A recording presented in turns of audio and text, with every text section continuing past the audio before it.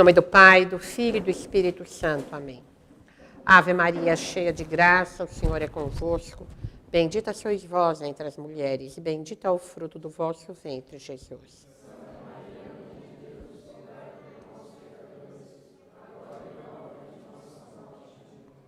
Maria, auxílio dos cristãos.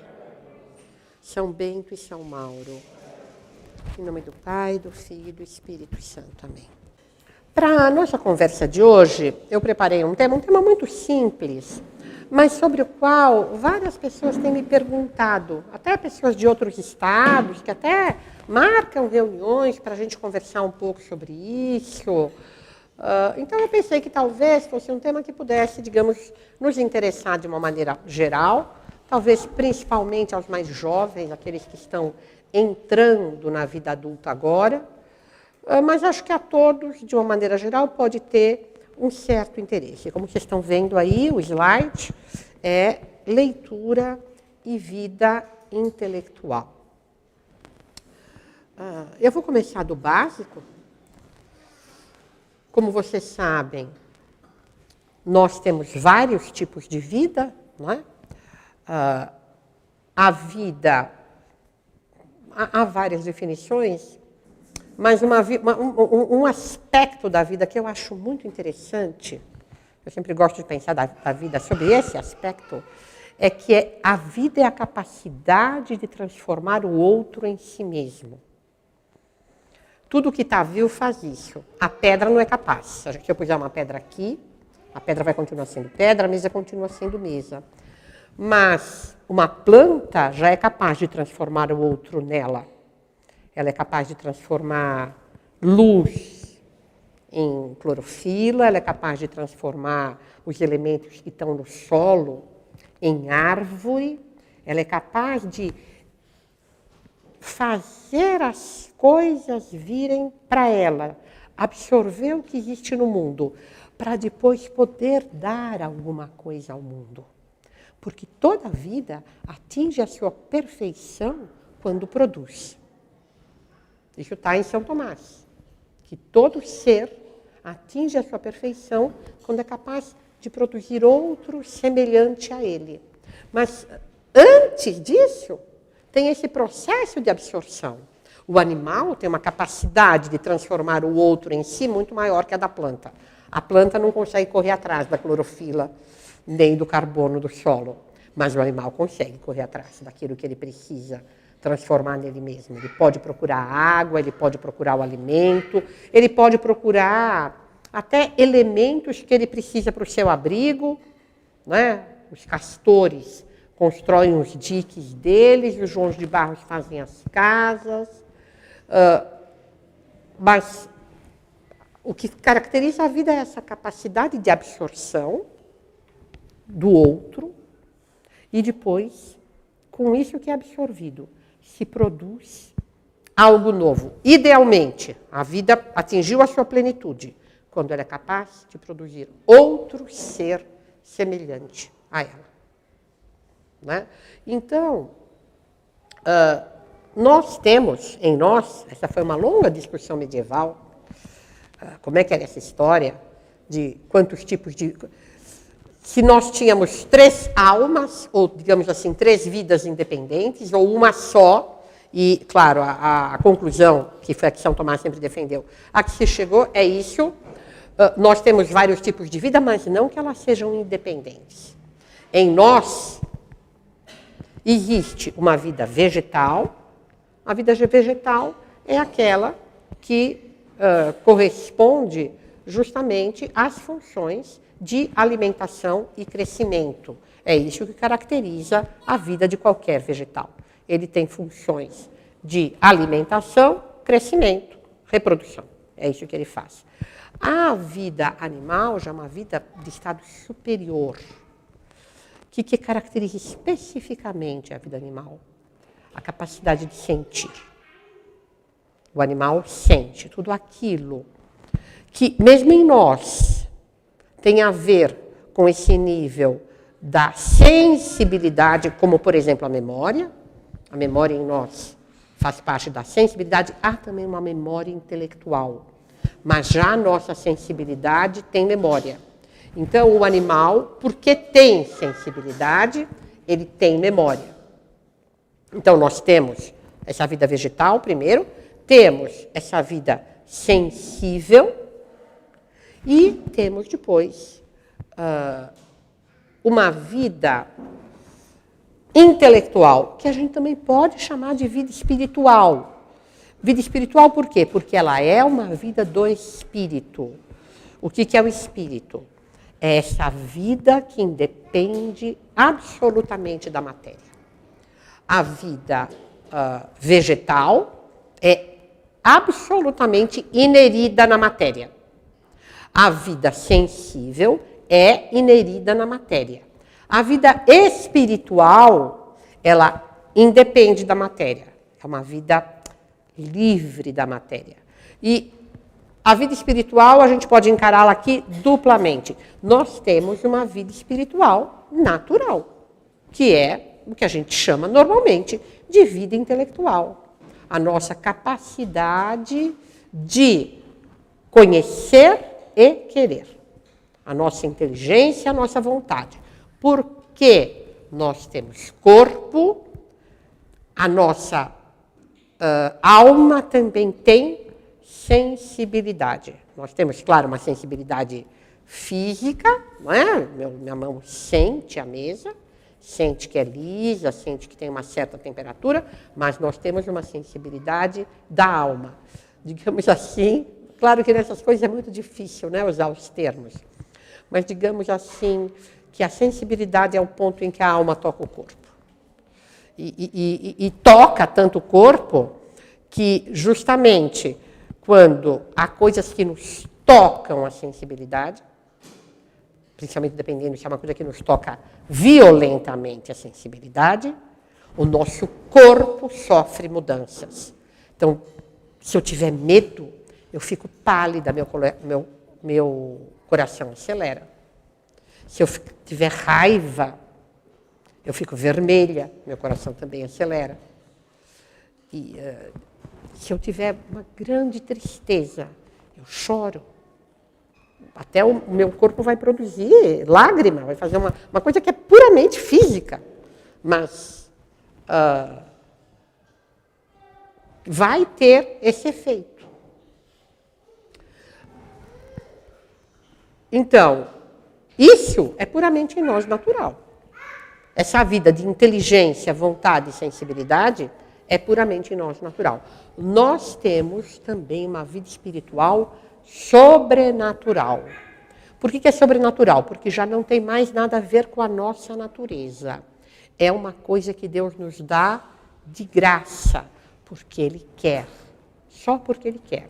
Uma participação na vida divina. É isso que a graça é, uma participação na vida divina. Claro, essas coisas são muito difíceis da gente entender. Como assim uma participação na vida divina? Então, eu estou vivendo da vida de Deus? A vida de Deus está em mim? Exatamente isso. Eu estou vivendo da vida de Deus. A vida de Deus está em mim. Claro, não existe símile que nos faça entender isso. Mas algumas coisas podem nos dar, assim, ideias de alguma semelhança. É muito comum comparar na Sagrada Escritura a graça com a água. É muito comum. E um pouco se a gente pensar no nosso corpo, o nosso corpo não vive da água, vive da água. A água, digamos assim, a água está em nós. Ela nos faz vivos. Não é? A água continua sendo água, nós continuamos sendo nós. Mas, enfim, sem água nós não vivemos. Sem a graça, a nossa alma não vive sobrenaturalmente. Então, nós temos todos esses estágios de vida. E aquilo com que eu queria conversar com vocês hoje é sobre essa questão da vida intelectual. Que é isso? É sobre isso que algumas pessoas me têm perguntado, com algumas até, a pedido delas, eu mantenho reuniões periódicas para conversar, digamos, sobre os avanços da vida intelectual delas. Perguntaram, pediram conselhos, E aí nós vamos conversando de vez em quando, mais ou menos uma vez por mês, uma vez a cada 20 dias, para ver como é que as coisas estão progredindo. E foi isso que me fez ter a ideia de dar essa aula.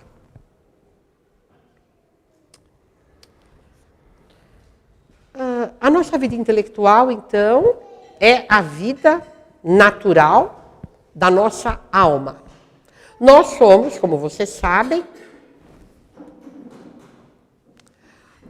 outro dia em Roma, a professora de latim das irmãs que estão lá, pediu, foi um dos últimos exercícios, que eles se dividissem em pares, eram 9 alunos, acho que alguém ficou com a professora, e ela deu temas, e essas pessoas deviam conversar, uma com a outra, claro, tudo em latim. E a pessoa que foi conversar com uma das nossas irmãs, com a Estela Palma, um senhor de uns quase 60 anos espanhol, o tema eram fantasmas. E ele perguntou para ela o que era um fantasma. E aí ela disse, e aí ele disse que ele não acreditava. Ela falou para ela o que era um fantasma, uma alma que estava separada do corpo, em princípio, provavelmente, ou vivendo agora no céu ou no purgatório, eventualmente no inferno, que por permissão de Deus aparecia, apesar de estar separada do corpo, né? Ele falou que então eu não acredito em fantasmas, porque eu não acredito que haja no homem nada que não seja corpo. Mas nós sabemos que há no homem algo que não é corpo, não é? Uma das provas mais simples que São Tomás dá é o fato de algo em nós que é capaz de conhecer a si mesmo. E nós sabemos que matéria não se percebe. Não há nenhuma matéria que perceba a si mesmo. Mesmo aquela, digamos, aquela matéria que, digamos assim, é sensível. O nosso ouvido, por exemplo, ele percebe tudo. Ele ouve tudo, mas ele não se ouve. O nosso tato, eu não percebo. O meu tato não sente a ele mesmo. O meu paladar não sente a ele mesmo. O meu olho não se vê. Quando eu vejo o meu olho no espelho, o que eu vejo não é o meu olho. O que eu vejo é a imagem do meu olho num outro lugar. A matéria não se percebe a si mesma. E nós temos algo em nós que percebe a si mesmo. Então, nós temos algo em nós que não funciona como matéria. E se não funciona como matéria, não é matéria. Porque tudo age de acordo com a sua natureza. Se algo não age de acordo com a natureza da matéria, não é matéria. Tem outra natureza. Mas então, nós que sabemos que temos corpo e alma, então a nossa vida intelectual é a vida própria dessa parte em nós que não é material. E vocês sabem, é um risco que a humanidade corre continuamente. E que nosso tempo talvez corra até mais ativamente. O de agir como se essa vida não existisse. Como se nós só fôssemos um corpo. Muitas pessoas que acreditam que há uma alma, mas que na prática todas as preocupações, toda a ação delas, só tem em vista a manutenção da vida física. É uma coisa muito fácil de acontecer. Nós vivemos num tempo que exige muito trabalho. Viver é muito caro hoje em dia. Nós não precisamos só mais comer e beber. Nós precisamos ter carros, internet, celulares, tablets, computadores, um monte de coisas caríssimas. É muito caro viver. As pessoas precisam trabalhar muito. E, infelizmente, tem muita gente que vive, que trabalha das 8 da manhã às 5 da tarde, para ganhar o salário que ela precisa para continuar vivendo. E o único objetivo que ela tem para a vida dela é continuar vivendo. Vocês entendem? É uma coisa assim, muito triste isso. Muito triste. Não há nenhum objetivo na vida, a não ser continuar vivendo. Pagar as contas, pagar o aluguel ou pagar o financiamento.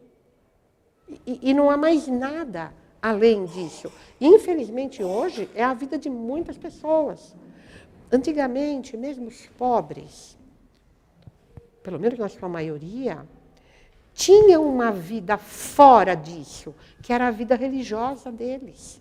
Uma senhora simples, analfabeta, como a mãe de Dom Bosco. A vida dela tinha um objetivo, e um objetivo muito alto. Ela estava ali conquistando o céu. E ela tinha uma vida intelectual. Ela não sabia ler. Mas o catecismo ela tinha decorado. Decorado, e era capaz de ensinar para o filho o catecismo todinho, que ela tinha decorado, fazê-lo decorar com tudo que ela tinha na cabeça dela decorado, e tirar princípios daquilo, e dizer, saber estruturar a vida de acordo com os princípios intelectuais que ela tinha. Hoje, coitado das pessoas, elas não têm catecismo, elas têm a Rede Globo. Depois que elas se mataram de trabalhar o dia inteiro, elas jantam lá uma comida assim, feita também muitas vezes às pressas. E aí elas ligam a televisão, elas ficam lá sendo iludidas por uma vida que não existe, vendo aquelas malditas novelas que corrompem completamente os costumes com a imoralidade e a pornografia, e que distraem a pessoa dela mesma, fazendo-as ficar assistindo vidas de pessoas que nunca existiram. E que alguém está usando para manipulá-las. Então, isso é muito triste, é muito fácil. E vocês veem como é esquisito um ser composto como nós somos, de corpo e alma, duas coisas que têm vida, o nosso corpo e a nossa alma, e que uma parte fique completamente negligenciada. E, sobretudo, por quê? Porque é a parte mais importante que é negligenciada. Em todo composto, a parte inferior está ordenada à parte superior. O Lando sempre dizia que professor velho dá sempre o mesmo exemplo. E é uma grande verdade, eu que sou uma professora velha, eu dou sempre o mesmo exemplo, mas eu acho que é um exemplo muito claro de quando eu falo que todo composto, a parte inferior está sempre ordenada à parte superior. O que quer dizer estar ordenada a? Quer dizer existir para aquilo, ter as suas características julgadas boas ou más em função da parte superior. E aí é como eu vou dar aquele exemplo que eu sempre dou. Quando eu morrer, vocês vão falar, lembra da irmã Ana? Ela sempre falava isso, eu sempre falo isso. Pensa numa faca, é um composto. Não é um composto? Uma faca não tem duas partes bem distintas? Uma lâmina e um cabo. Qual é a parte principal? Qual é a parte principal? Qual é, Dani? Daniel? A lâmina, claro. Ninguém faz a faca por causa do cabo. Todo mundo faz a faca por causa da lâmina. O que a gente quer da faca é que ela corte. Qual é o cabo bom? O cabo que facilita a função da parte principal. Ah, é bom um cabo que corte? Não, pelo amor de Deus. Senão, quando eu pegar, me machuco. É bom um cabo todo cravejado de diamantes. Uns diamantes bem espetadinhos, assim, quando eu vou pegar. É incômodo? É claro que não. É bom o cabo que me facilite segurar com conforto e segurança para executar a tarefa da parte principal. Em todo composto, a parte inferior é ordenada à parte superior. É assim para tudo. Num carro, para que tudo é ordenado? Para que aquilo que faz o carro se locomover possa funcionar bem, porque a função principal do carro, nós temos carros para nos locomover. Se o carro estiver tudo lindo e maravilhoso, só que tem alguma coisa que não permite que as rodas girem, não vai servir. Então, a nossa vida física, ela está ordenada à nossa vida intelectual. Assim como a nossa vida intelectual vai estar ordenada no regime da graça, a nossa vida sobrenatural. Mas, A nossa vida física está ordenada à nossa vida intelectual. Logo, qual é uma vida física boa? Uma vida que facilite a vida intelectual. É por isso que, por exemplo, tomar drogas ou embebedar-se é pecado. Porque destrói o nosso intelecto. Nós não temos esse direito de destruir o nosso intelecto. É uma coisa, assim como nós não temos direito de nos matar de uma vez, nós não temos direito de nos matar, entre aspas, perdendo o intelecto. Porque você entende, quando a pessoa perdeu o intelecto, ela perdeu a parte mais importante da vida dela. A pessoa drogada matou a vida mais importante que ela tem, fora a vida espiritual. Mas matou essa também, pelo pecado. A pessoa bêbada matou aquilo que ela tem de mais importante, a vida intelectual. Notem, porém, que cada uma das vidas precisa da que lhe é inferior. A inferior está ordenada a ela, mas é necessária. A vida intelectual necessita da vida física. Então, o primeiro aspecto de uma vida intelectual vai ser uma coisa que depende do corpo. A pessoa precisa ter dormido, ela precisa comer adequadamente e ela precisa ter uma vida física ordenada. Porque senão ela não vai ter as condições de poder exercer a vida intelectual dela. Assim como uma vida espiritual necessita de uma vida intelectual. Não quer dizer que precisa de títulos universitários, doutorados, pós-doutorados, nada disso. Mas, para pegar o exemplo que eu já dei, toda a vida espiritual da Mama Marguerita era apoiada na vida intelectual dela, naquilo que ela tinha aprendido de catecismo. E também naquilo que ela tinha aprendido com a experiência da vida. Era uma pessoa muito reflexiva, deve ter aprendido muitíssimo com os provérbios também. Eu li uma vidinha dela, escrita pelo Dom Lemoine, que conviveu com ela, e tem uma parte dessa vida em que ele comenta como ela usava os provérbios. Ela usava muitos provérbios para ensinar os meninos.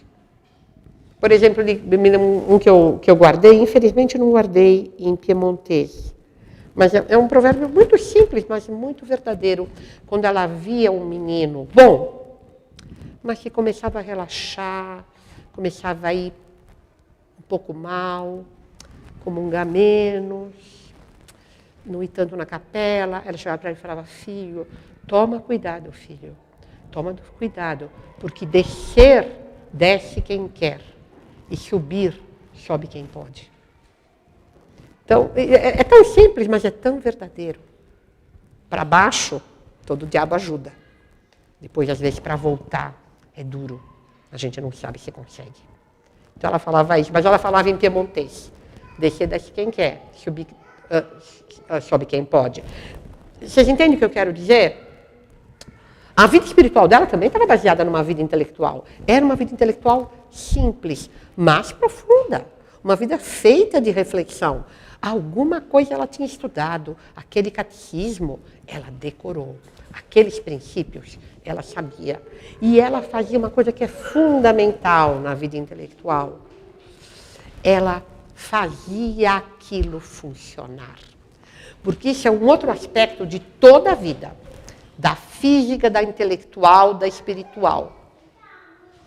A vida se aperfeiçoa no ato que lhe é próprio. O meu corpo, se ele ficar sempre absolutamente parado, ou se ele não receber alimento, todas essas coisas que são próprias da ação corporal, ele vai se estiolar, eu vou morrer. A minha vida intelectual, se eu não a alimentar e não a fizer funcionar, ela vai morrer. Então é isso. A nossa vida intelectual precisa da nossa vida física, a nossa vida sobrenatural, espiritual, precisa da nossa vida intelectual. Porque a vida intelectual, ela vai existir quando eu tiver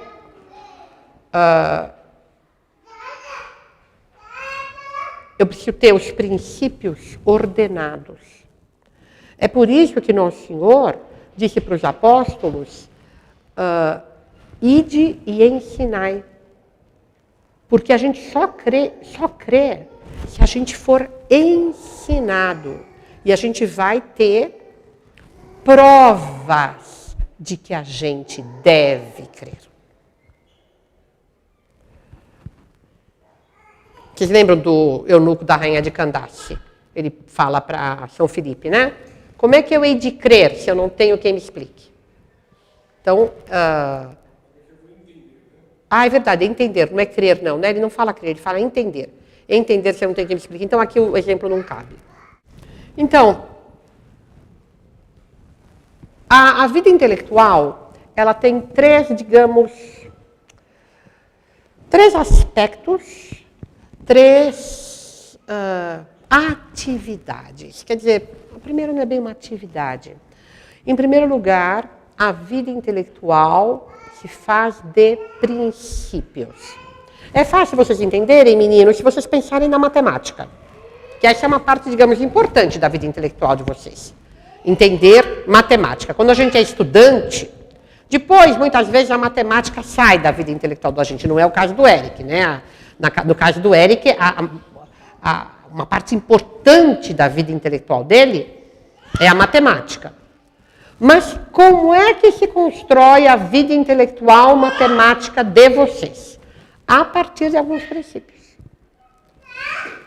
No começo, princípios muito básicos, muito elementares, não é? Quando vocês aprenderam lá na educação infantil a somar, a subtrair. E aí, depois, digamos assim, princípios cada vez mais complexos, até que hoje vocês sabem fazer aquelas coisas que eu não sei, trigonometria, essas coisas assim. Eu nem sei direito o que é um seno, o que é um cosseno, o que é uma tangente e uma cotangente. Eu tenho as ideias mais vagas a respeito disso. Eu não tenho uma vida intelectual matemática, lamento, mas não tenho. Mas a primeira coisa de toda a vida intelectual são os princípios.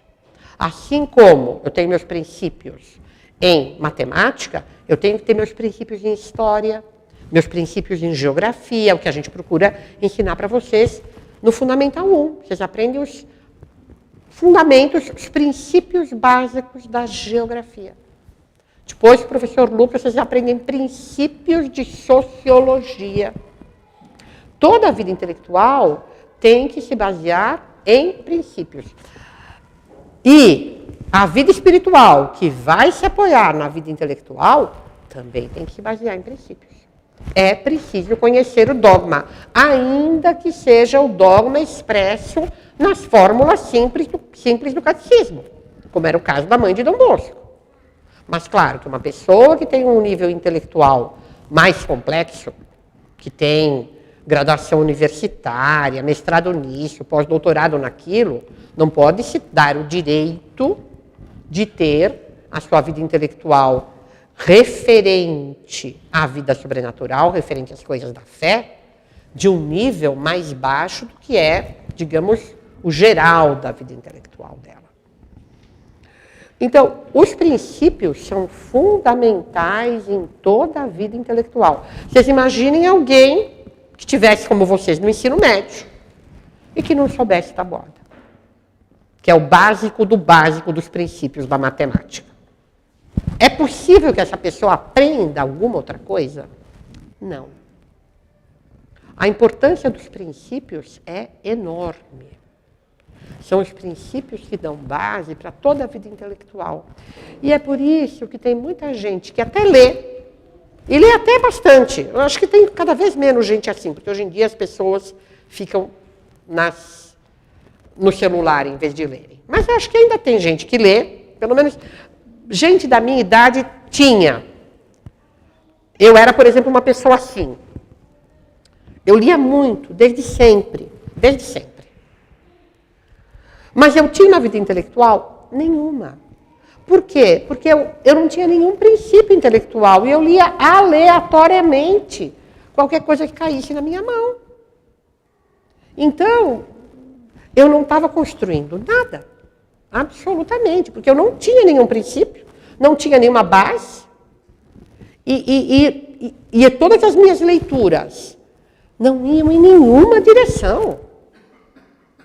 Era simplesmente o que me dava na telha. Tinha uma biblioteca pública perto de casa, eu ia lá uma vez por semana, pegava, acho que eram os 3 ou 4 livros que eles permitiam por semana, pegava aqueles, trazia para casa, lia, devolvia, pegava os próximos e pronto. Isso é uma coisa que, eu não sei se ainda acontece, porque acho que hoje as pessoas ficam muito dominadas pelos meios digitais.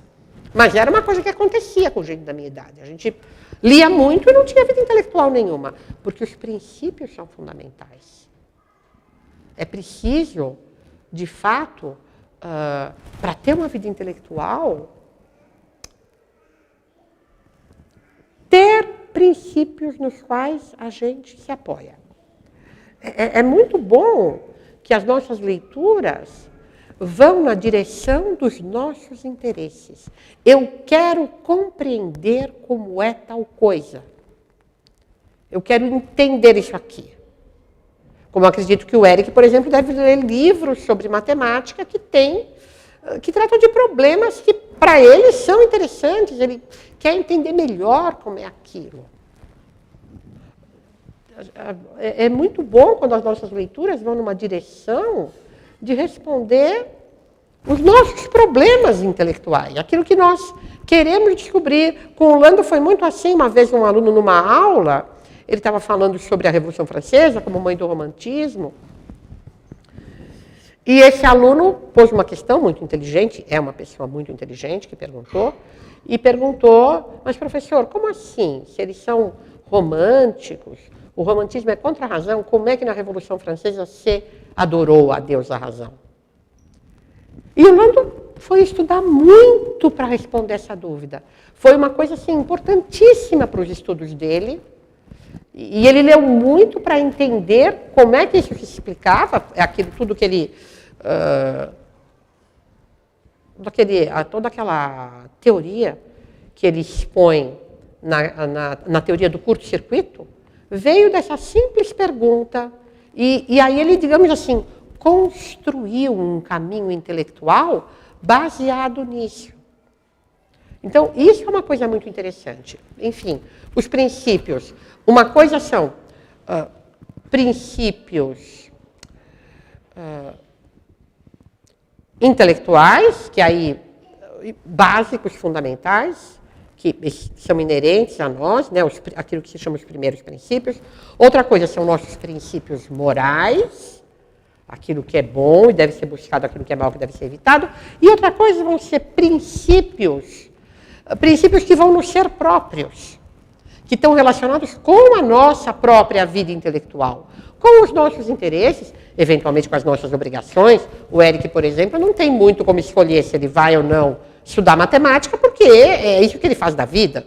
E quando ele, sei lá, foi fazer o mestrado dele lá na Federal, ele precisou estudar muito, não era uma questão de escolha. Mas muitas vezes, para muitos de nós, é uma questão de escolha. A gente pode optar por isso ou por aquilo. Mas é importante que nós pensemos que nós temos uma vida intelectual, que nós devemos ter uma vida intelectual. E que toda vida precisa de alimentação. Esse é um primeiro ponto. Os princípios, eles podem ser destruídos na mente? Podem ser destruídos. Podem ser destruídos de várias maneiras. Eles podem ser destruídos por alguma coisa que se lhes oponha, podem. Eu posso... eu, por exemplo, quando me converti, quando eu tinha 17 anos, eu tinha certos princípios na minha cabeça, princípios ruins, princípios errados, princípios que eu tinha tirado de más leituras. Um princípio, por exemplo, que eu me lembro de ter, de estar refletindo sobre isso num ônibus na Radial Leste, é de que eu não tinha certeza de que a realidade existia, que eu não sabia se o verde que eu via era o verde que os outros viam. Então, eu tinha princípios ruins. Hoje eu percebo, eu tinha um vizinho que era esotérico. Ele tinha toda a coleção dos manuais do pensamento, se chamava. Era uma coisa que acho que saía um por ano, talvez ainda saia, mas ele tinha, assim, estantes daquilo. E eu pegava um depois do outro. Hoje, algumas poucas histórias que eu me lembro, eu vejo que eram histórias para criar essa ideia de que a realidade não existe, não há objetividade. Uma história que eu lembro era uma história que contava de uma pessoa que estava tendo uma crise de asma num hotel nos Estados Unidos. A coisa era traduzida a todos os Estados Unidos. Essa associação do pensamento, eles tinham atrás da igreja de São Gonçalo, uma sede toda com símbolos esotéricos. Eles eram os donos da Cultrix. Bastante gente da USP ligada a eles. Publicava os livros com eles, etc. Cultrix era o lado não oficialmente esotérico deles.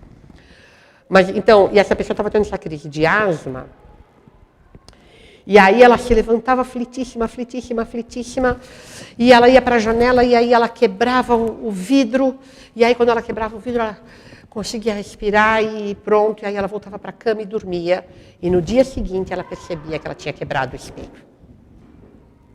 Vocês entendem? É um nada. Mas depende do que você acredita. Se você acha que você quebrou a janela, você vai respirar. Não é? Então, mas eu me lembro dessa, mas devia ter dezenas sobre essas. Mas então os princípios podem ser destruídos por alguma coisa que se lhes oponha. Então, quando eu aprendi a definição de verdade e vi como ela era lógica, então eu abandonei essas minhas ideias. Mas eles não podem, tem jeitos mais sutis de destruir os princípios, que é atacando-os sem os atacar, minando os princípios. Como? Fazendo a pessoa acostumar com coisas contrárias aos seus princípios. Digamos, por exemplo, uma sociedade que tem como princípio, entre os seus princípios, que o homossexualismo é uma coisa errada. É uma coisa que não deve existir. E tem alguém que quer destruir esse princípio nessa sociedade. Ele pode começar a discutir e tentar provar que não há nenhum problema no homossexualismo. É uma maneira. É uma maneira, normalmente, pouco eficiente. Por quê? Porque as pessoas, sentindo os seus princípios atacados, vão procurar defender os seus princípios, vão procurar argumentos, vão resistir a essa pessoa que quer atacar os seus princípios. Mas há outro jeito, muito mais eficiente. A pessoa pode escrever uma história. No caso que eu estou falando, é uma novela, é um autor de novelas brasileiro que fala disso. Ele está sendo entrevistado e comentam com ele que ele sofreu muito por causa de uma novela que ele fez que tinha personagens homossexuais, e aí as pessoas se revoltaram, e aí caiu a audiência, e aí ele teve que dar um jeito, foi horrível, a novela não foi um sucesso, tal, tal, tal, tal. Ele falou, sim, é verdade, mas da outra vez eu fui mais hábil. Eu fiz simplesmente os dois rapazes morando numa república, como quaisquer dois estudantes podem morar.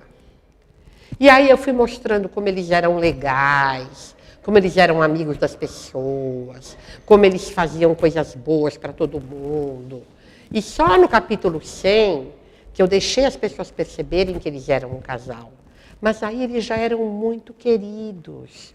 Todo mundo já achava que eles eram muito legais. E aí as pessoas os aceitaram.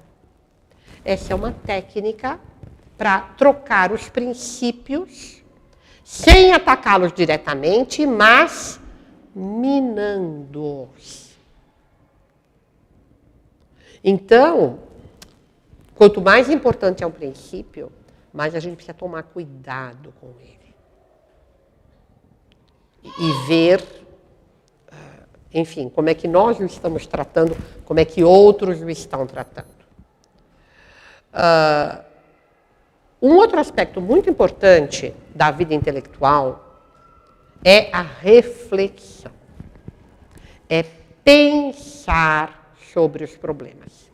E para isso a nossa sociedade é péssima.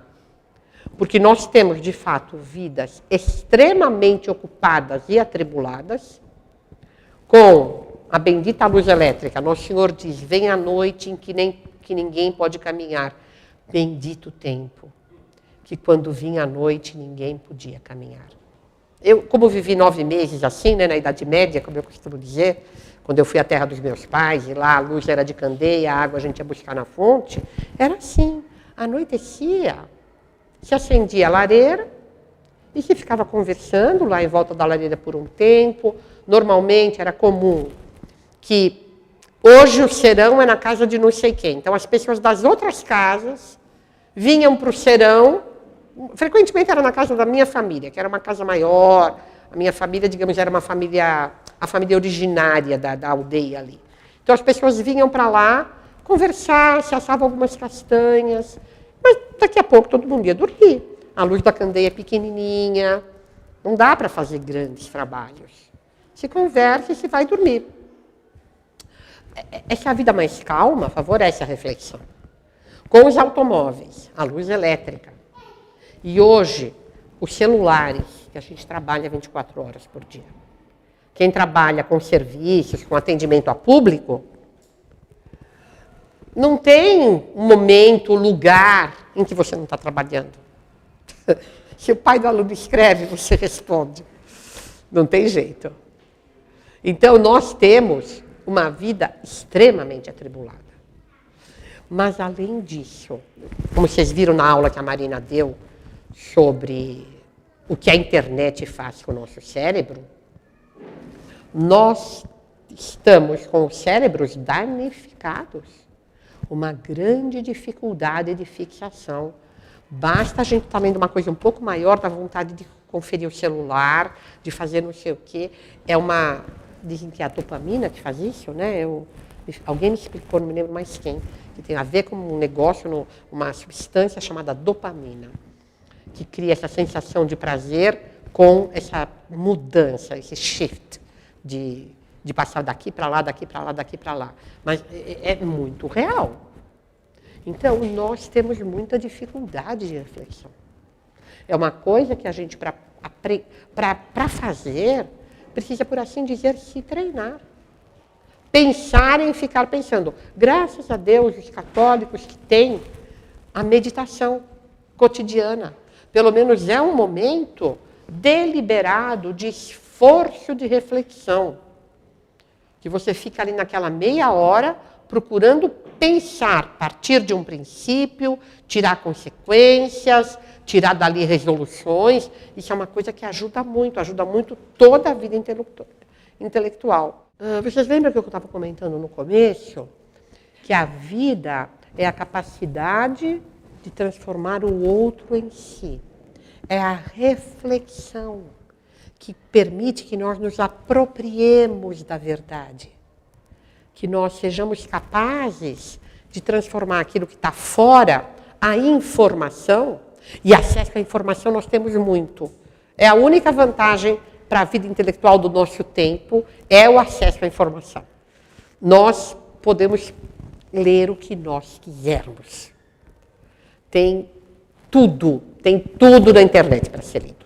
Você pode, não, quero ler aquele autor medieval, que não sei o que, está lá. Você vai achar. Acesso à informação nós temos.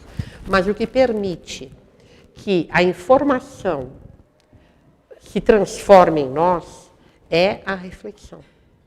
É o pensar sobre aquilo, e trazendo para dentro da gente. Eu estava explicando outro dia lá em casa, que é um exemplo que o Lando dava, mas é muito bem pego. Ele dizia que a vida intelectual é como uma rede. A gente vai construindo com aquilo que a gente já sabe uma espécie de rede. E aí a gente vai pegando as informações e elas vão ficando presas nessa rede. Quanto mais informação eu tenho, mais a minha rede é fininha, mais coisas eu posso aprender. A pessoa que sabe muito poucas coisas, para ela é difícil aprender, porque ela tem pouca rede. Ela tem muito pouco fio. As coisas não têm onde segurar. Se ela ouve uma informação sobre Vespasiano, se ela não sabe nada sobre Vespasiano, se ela não sabe nada sobre o Império Romano, fica difícil ela guardar a informação sobre Vespasiano, porque Vespasiano é ninguém. E aí depois ela fala, como é que é aquele nome mesmo que falaram? Ela não sabe mais. Quanto mais a gente sabe, mais é fácil a gente ir guardando as coisas. Bom, que remédio a gente teria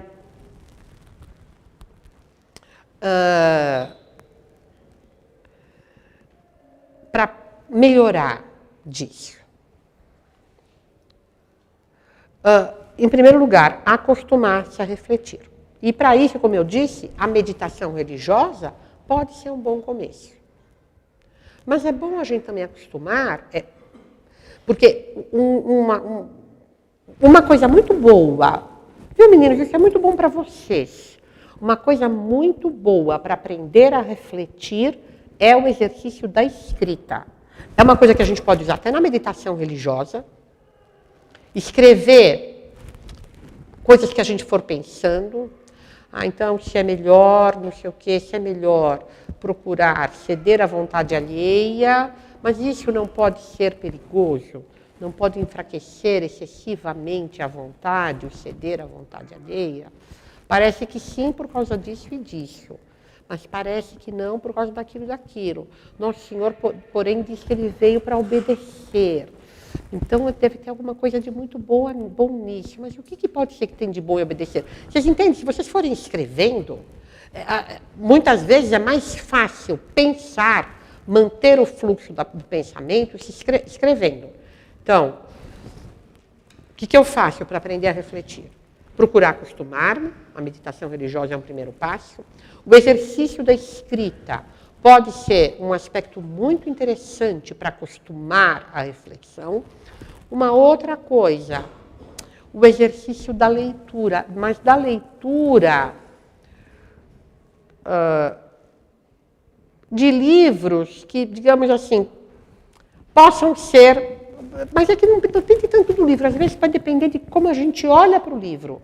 Ver no livro a reflexão alheia.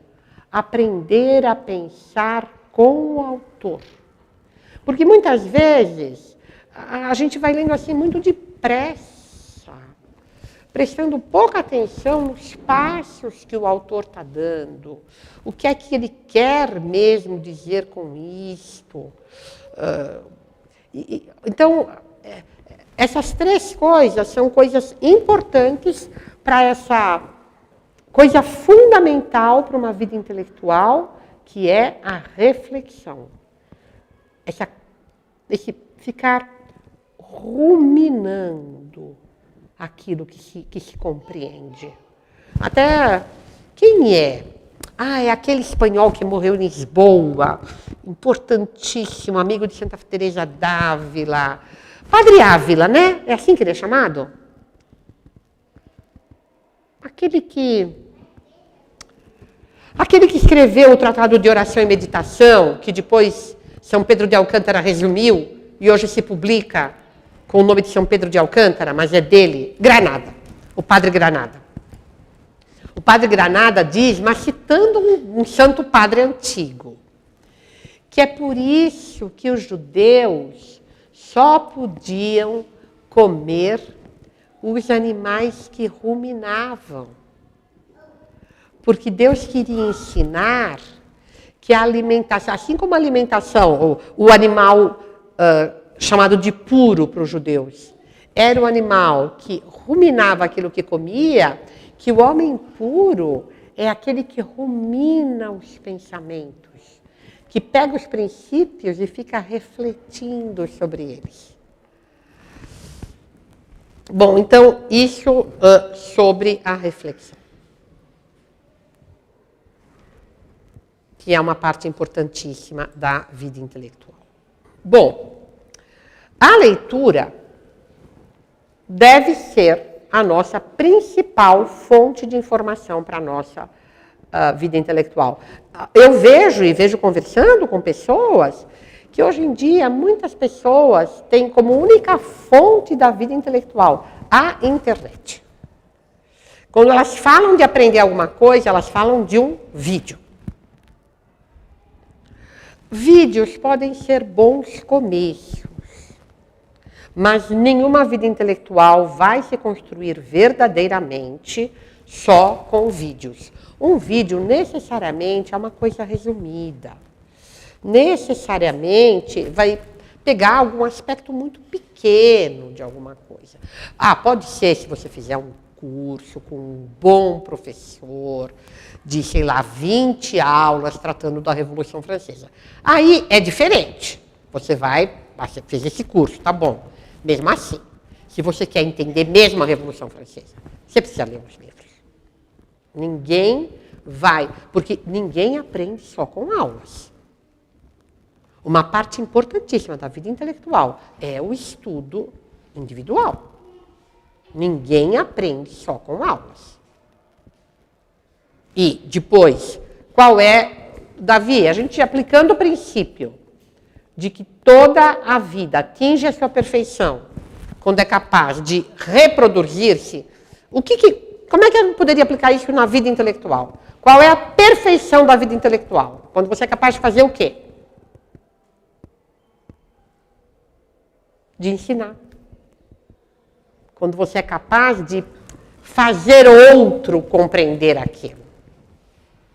E para ensinar, precisa de leitura. Uma pessoa que for ensinar só o que ela aprendeu no vídeo, não dá. Então, não há verdadeira vida intelectual sem leitura. Porque toda a vida necessita de alimento suficiente. E o alimento que a pessoa pega assistindo um vídeo, mesmo que seja um curso, nunca vai ser suficiente. A reflexão é importantíssima. Mas vocês imaginam se alguém fosse viver só daquilo que pode produzir enquanto alimento? Não dá. Então, nós precisamos do que os outros conhecem, do que os outros pensaram, do que os outros refletiram. Um homem que só conhece o seu lugar e o seu tempo é extremamente ignorante. E para conhecer bem os outros lugares e os outros tempos, vídeos não bastam. São necessários livros. Não poucos livros, muitos livros. Uma vida intelectual mesmo, alguém que aspira a ter uma vida intelectual séria, nem todo mundo é obrigado a fazer isso. Mas alguém que aspira a ter uma vida intelectual séria precisa de muita leitura. A leitura é absolutamente necessária. E toda a vida precisa também de ação. Então, para que ela cresça, ela tem que ter um crescimento e ela tem que ter uma transmissão. Por isso, para essas pessoas que eu converso sobre vida intelectual, eu sempre recomendo isso. Procura transformar isso que você está estudando numa aula, num artigo, fazer isso virar alguma coisa fora de você. Por isso que é a perfeição do ato. Então, a gente deve ter essa preocupação. Porque é muito bom saber, mas é pouco. A gente deve procurar saber para poder ajudar outros. É isso que é, digamos, o melhor da vida intelectual. Quando a gente pode transmitir aquilo que a gente sabe para o bem dos outros. qualquer tipo de bem. Se puder ser para o bem espiritual, melhor. Se for para o bem intelectual, um professor de matemática, quando ensina matemática, já está fazendo um bem. Porque é bom saber matemática. É bom para os alunos dele. Sabe, ainda ontem estava conversando isso com uma mãe. Não é que é bom saber matemática para passar no vestibular. É bom saber matemática porque Deus fez a matemática. E o livro do mundo foi o primeiro livro que Deus nos deu para que nós o conhecêssemos. Então, saber matemática, saber biologia é bom em si, não por causa do vestibular. É bom para entender como as coisas são, como o mundo é, como as coisas funcionam. Saber história é bom não por causa de nenhum vestibular, nem por causa de nenhuma provinha. Saber história é bom para entender os homens e saber como o mundo chegou onde ele está agora. Então, o conhecimento intelectual é uma coisa muito boa em si. E o bom, o melhor do conhecimento intelectual é quando a gente pode chegar a transmiti-lo. É muito importante, sabe? É uma coisa assim que vocês que estão no colégio comigo, vocês sabem que eu digo para os pais. Conversem com os filhos de vocês, transmitam a experiência de vida de vocês. Contem dos seus pais, contem de quando vocês eram crianças. É uma coisa pequena, mas até esse conhecimento é muito importante. Então, a gente deve ter sempre essa preocupação de transmitir o que a gente sabe. O que nós sabemos é o que nós temos de mais precioso. Deus fez todo o mundo para que nós o conhecêssemos, mas nós conhecemos Deus através do conhecimento do mundo. Então, sabe, entender como os outros são, entender a psicologia das pessoas, entender como o mundo funciona, entender como o mundo funcionava. Tudo isso só nos faz crescer. A vida intelectual deve ser prezada em todos os níveis. Desde entender o provérbio da nossa avó, até procurar, se a gente puder, se a gente tiver capacidade para isso, entender a metafísica de Aristóteles.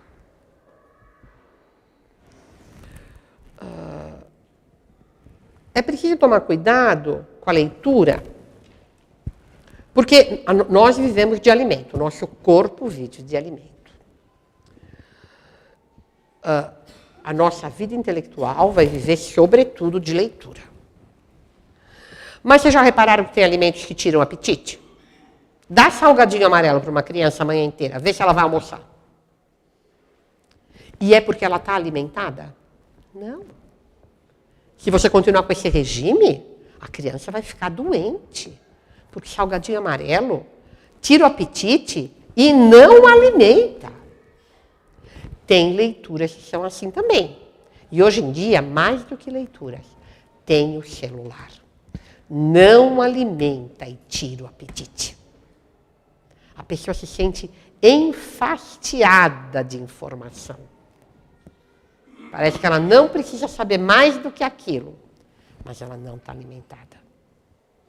Então, precisa tomar cuidado com isso. Mas o celular é o mais de tudo, mas também, viu, Davi, para nós que somos loucos por leitura, a gente precisa tomar cuidado, porque onde tem excesso de fantasia, excesso de emoção, eu, pelo menos, quando tinha a tua idade, era absolutamente viciada nisso. Se tivesse que ler um negócio um pouco mais sério, eu já não aguentava. Só coisas que eram emocionantes que me prendiam. Se não fosse emocionante, não ia. Então, precisa tomar cuidado com isso. Onde tem excesso de emoção, excesso de fantasia, mesmo leitura. Era muito comum dizer, quando eu era garota, que o homem que lê vale mais. E aí o Lando mencionava esse provérbio para nós na sala de aula e falava, não é verdade, depende do que lê. O homem que lê vale mais, dependendo do que ele lê.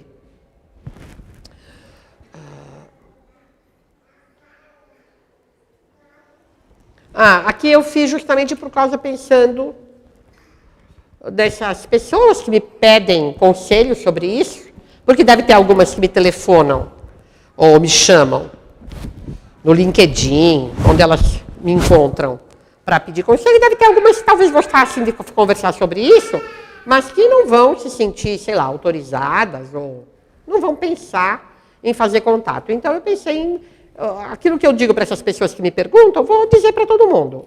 Uma espécie de pequeno plano de ação, que eu vi uma vez o Lando dar para o André.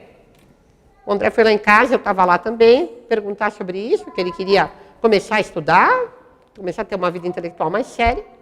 E eu me lembro desse primeiro ponto, que o Lando falou para ele, e que eu sempre dou esse conselho, porque me pareceu um conselho muito eficiente, no caso do André foi ótimo, funcionou muito bem. Definir um tópico de interesse. Se eu quero melhorar minha vida intelectual, a melhor coisa, ninguém vai estudar tudo.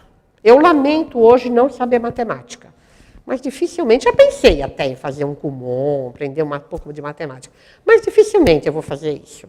Tem outras coisas que me importam mais. Então, eu não vou tirar do pouco tempo que eu tenho para estudar matemática. Ninguém vai estudar tudo. Então, é preciso que a gente veja... Eu acho que essa questão de um ponto de interesse, uma dúvida que você tem na vida, para mim foi muito importante isso para começar, quando eu fui começar meu mestrado. Uma dúvida que eu tinha na vida era como é que a igreja tinha todo o sistema escolar na mão e os inimigos da igreja conseguiram transmitir tão bem as suas ideias. Que caminhos eles usaram? E aí eu descobri a ficção. E fui estudar isso no mestrado e no doutorado, na Faculdade de Letras, que eu estudei foi isso. Como é que aqueles que têm ideias contrárias às ideias da igreja transmitem essas ideias suavemente, eficientemente, através de obras de ficção. Então, definir um tópico de interesse é um primeiro aspecto importantíssimo para a construção de uma vida intelectual. Porque ninguém vai ler tudo, ninguém vai estudar tudo, então você tem que pensar em que é que você se interessa. O que é que você poderia estudar seriamente. Depois, feito isso, levantar uma biografia de leituras iniciais. Tem sempre uma coisa que a minha orientadora no mestrado, que foi depois também a minha orientadora no doutorado, fez, que eu achei muito interessante. Todo mundo que fazia mestrado com ela tinha que fazer isso. Ela nos dava uma série enorme de leituras. Para vocês terem uma ideia, História do Romantismo em Portugal, em 10 volumes. História de Portugal, em 3 volumes enormes. Eu acho que a História da Maçonaria em Portugal não foi ela que mandou ler. Eu li porque interessava o meu trabalho. Mas é só o que eu lembro. Mas ela mandou a gente ler uma biografia enorme que não tinha nada a ver com o meu trabalho específico. O meu trabalho específico era Alexandre Herculano. Não era nada de Alexandre Herculano. Mas era tudo sobre a história e literatura daquele século. Para que, quando eu fosse estudar aquilo que era específico, eu tivesse uma base geral muito... E pensa que era assim, estuda, tá bom? Entregar resumos para ela mensalmente. Capítulo História de Portugal, desde a fundação até o contemporâneo, capítulo tal, capítulo tal, capítulo tal, capítulo tal, capítulo tal, tudo. A História do Romantismo em Portugal em 10 volumes, a mesma coisa. Foi uma coisa muito eficiente. Então, levantar uma bibliografia, que está escrito biografia, mas está errado. Uma bibliografia de leituras iniciais é uma coisa muito interessante. Naquele dia que você foi lá, né, André, o Lando até te sugeriu uma série de leituras, né, para você começar lá. O que você queria, que era século XIX, se não me engano, né? Século XIX. De terceiro ponto, que eu acho muito importante, aplicar-se a uma leitura realmente intelectual. Que quer dizer o quê? Anotações e resumos. E anotando aquilo que a gente lê e um pouco resumindo. O Lando tem um monte de livros lá em casa, tem um monte de folhas de papel ao maço, porque ele ia lendo e escrevendo, lendo, escrevendo, lendo, escrevendo, lendo, escrevendo, fazendo resumos. Além de que ele sempre lia com uma caneta na mão. Eu sou menos radical, eu leio com um lápis, eu tenho pena de riscar os livros. A caneta, uma vez me ensinaram que isso oxida, faz mal lá para os livros, então eu sempre risco a lápis. Mas o Lando não tinha essas coisas, não, ele riscava a caneta mesmo. Ele sempre grifava, ia fazendo notas nas margens, mas, além disso, quando ele considerava que era um livro mais importante, que ele precisava, sobre a Suma Teológica, tem cadernos e cadernos lá em casa. Tudo anotado com aquela letrinha dele que ninguém lê, que aquilo é impossível de ser lido, mas tudo resumidinho, tudo resumidinho, tudo resumidinho. Isso é uma coisa muito importante, essa leitura realmente intelectual é muito importante. Depois, procurar escrever, fazer um artiguinho, É sempre escrevendo, por isso que eu peço para os professores aqui fazerem mestrados, fazerem doutorado, porque eu acho que escrever é um trabalho de 200 páginas, de fato, dá uma acuidade para o trabalho intelectual muito grande. Mas mesmo que você não vai escrever um doutorado ou um mestrado, o fato de você ter que pôr as suas ideias num artigo já é diferente. Você já vai pensá-las de uma maneira diferente. Bom, e o mais importante de tudo, apontar para o fim. Lembrar que a nossa vida intelectual está direcionada à nossa vida espiritual. Está sempre procurando aquilo que faz bem para a nossa alma, para a alma dos outros, aquilo que pode, ainda que minimamente, dar alguma glória a Deus. Que é para isso que nós estamos aqui, isso é a única coisa que importa. Não é? Como eu costumo brincar com os alunos, os mestrados vão passar, os doutorados vão passar, os empregos vão passar. A única coisa que vai sobrar é o que nós tivermos feito para salvar nossa alma. Mas, claro, Deus nos pôs no mundo para agir no mundo. E quanto mais eficiência a gente agir no mundo, melhor. Os católicos devem procurar ter um papel importante no mundo, fazer o melhor que eles puderem. Quanto mais a gente sabe, mais a gente pode ajudar os outros. Então, seria isso. Alguém quer perguntar alguma coisa? Não? Então, a gente pode rezar. Em nome do Pai, do Filho e do Espírito Santo. Amém. Ave Maria, cheia de graça, o Senhor é convosco. Bendita sois vós entre as mulheres, e bendito é o fruto do vosso ventre, Jesus.